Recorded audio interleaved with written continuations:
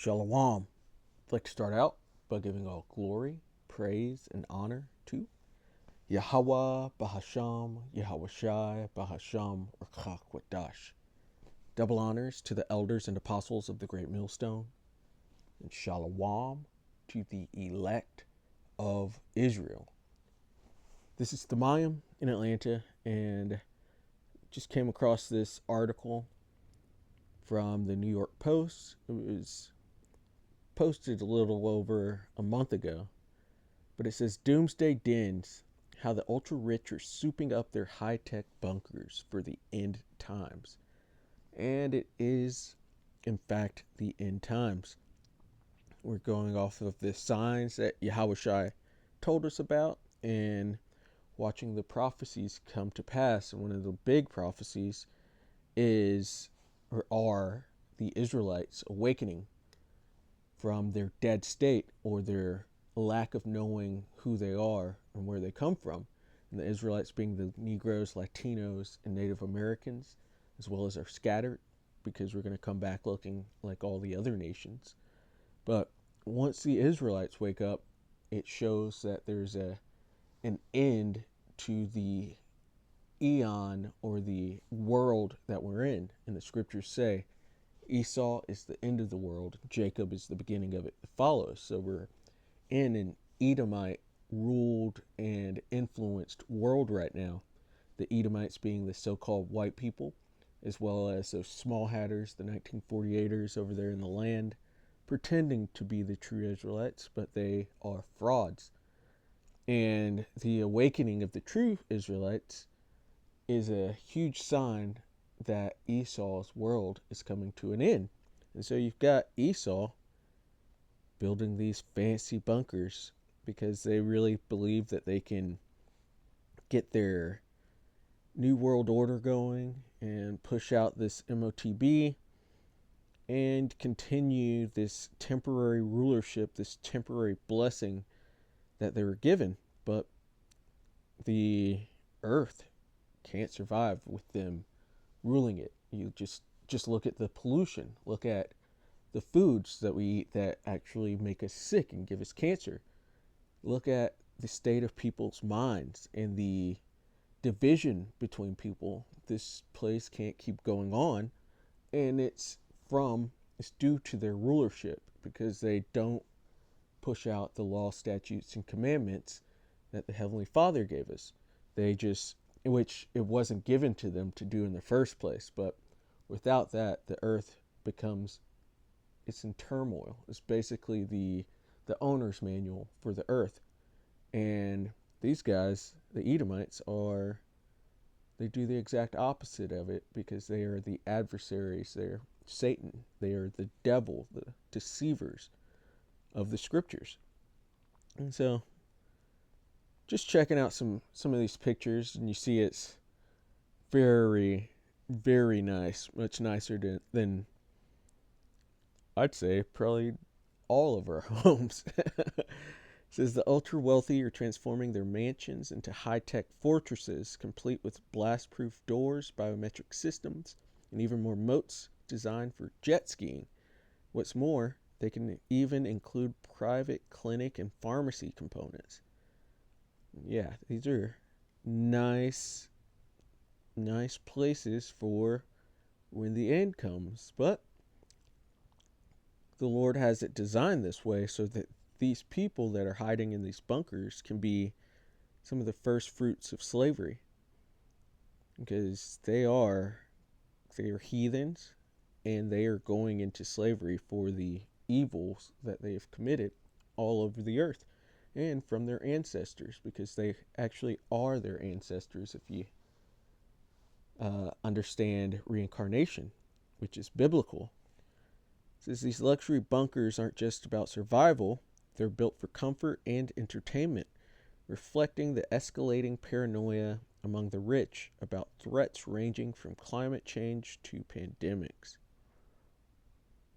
So you see a bowling alley there, and a bunch of nice TVs. Just mentioning the Facebook guy and the Windows guy. It says even millionaires are joining the trend. investing in secure spaces that double as lavish retreats.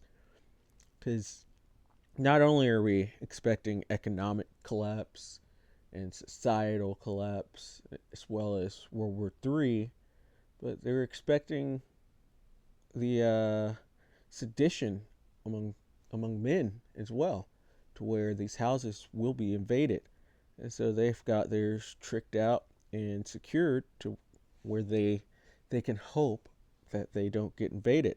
But all these bunkers and fortresses they have here built in America will be destroyed. Those will be their graveyards, because America is going to be nuked so badly that no one will dwell here ever again. And so if they're trapped in their bunker when the nukes go off, they're not going to make it.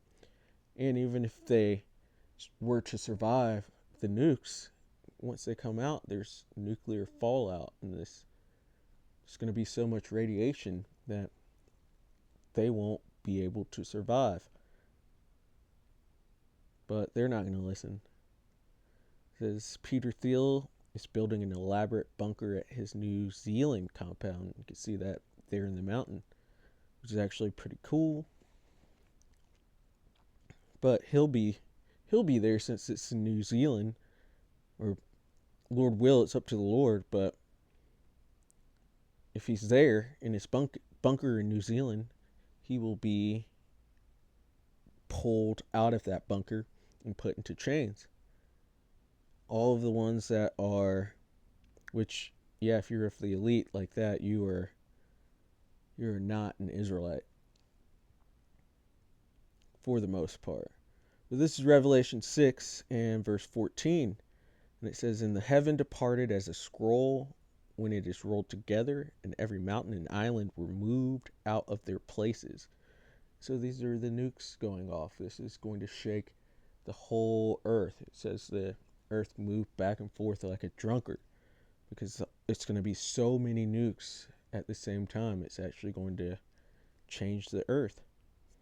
And it says, "And the kings of the earth, and the great men, and the rich men, and the chief captains, and the mighty men, and every bondman, and every free man hid themselves in the dens and in the rocks of the mountains." These are those elite with their servants and their security, going and hiding in these bunkers when this destruction comes, with both the World War III nuclear destruction, as well as these the sedition among men and the economic collapse, the famine, all these terrible things that are coming onto the earth. They're going to hide themselves in dens or bunkers, and even it says in the rocks of the mountains. And you saw Peter Thiel's shelter that he has dug into a mountain or into a hillside. That's where they're hiding themselves. And it says, "Into the mountains and rocks fall on us, and hide us from the face of him that sitteth on the throne, and from the wrath of the Lamb." Because Yahawashi is coming back, and he's coming back straight for the Edomites, for the Idumeans. You could read Isaiah 63, "Who is this that cometh from Edom with dyed garments from Basra?" The Lord is coming straight back and directly to take the Edomites out of power. And that's why he's our Savior, Yahawashi. This says, "For the great day of his wrath is come, and who shall be able to stand?" So all their billions of dollars and all their bunkers and all this high-tech security that they have, it's not going to matter one bit, because Yahawashi has them in his crosshairs. He's got the scopeo on them. This is Jeremiah 16 and 16. It says, "Behold, I will send for many fishers, saith the Lord Yahweh." And he's doing that currently with the men you see on the highways and the byways and in these lessons, trying to wake up the elect of Israel. The fishers are out right now. It's still fishing time. It's in those right hours for fishing, when the fish are eating. It says, "And they shall fish them, and after will I send for many hunters, and they shall hunt them." And so the Lord is going to change it up. And some of the men that are currently fishing, he's going to turn them into hunters. So from being in this passive state where you're just throwing out lines and hoping to get a bite to a more aggressive state of actually hunting, into a tracker like state, to where he's going to give his men spiritual powers and the ability to go after and track down the elite of Edom primarily, but as well as the other heathen that are making bunkers and trying to hide out. It says, and they shall hunt them from every mountain and from every hill and out of the holes of the rocks. So in those bunkers that they're in, they're going to get pulled out, forcibly pulled out of those bunkers and put chains put on them.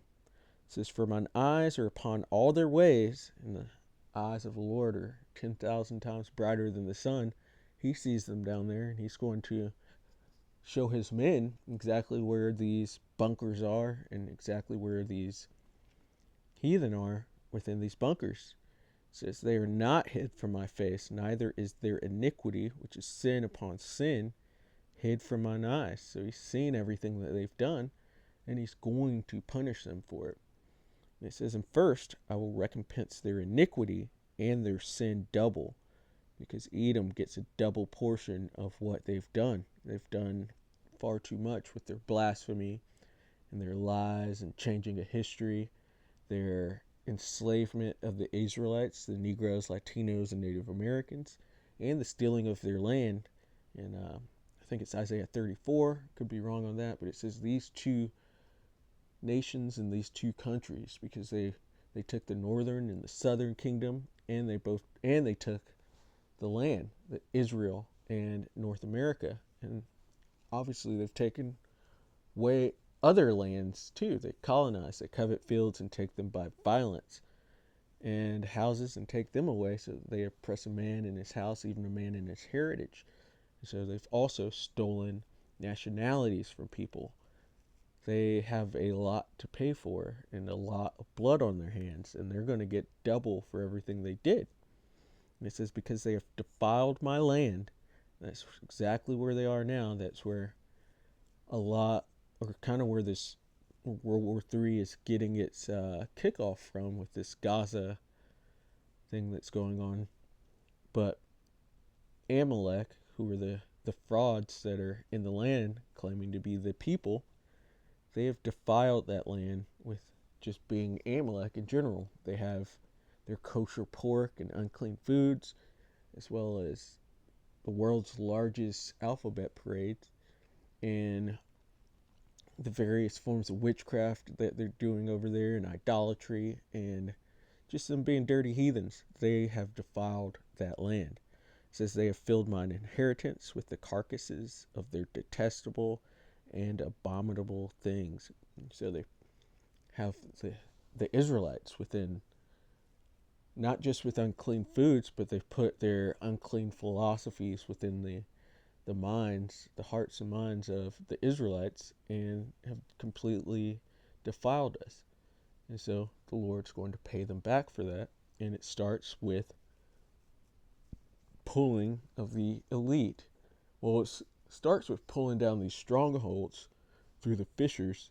Really, it all starts through Yahawashi, but to the pulling down of their strongholds with all the various lies that they've hid behind for centuries, to their revealing, and then to their destruction, and then to their enslavement. They're in trouble, and there's nothing they can do about it. The earth needs them to have no power. They can't have power. They just destroy. And so the earth needs this. The Israelites need this. And Yahweh Ba'Shem Yahawashi has said this, and he's not going to go back on his word. And so, Lord willing, that was edifying. I'd like to give all glory, praise, and honor to Yahweh Bahasham, Yahawashi Bahasham Urchakwadash. Double honors to the elders and apostles of the Great Millstone, And Shalom to the elect of Israel. Shalom.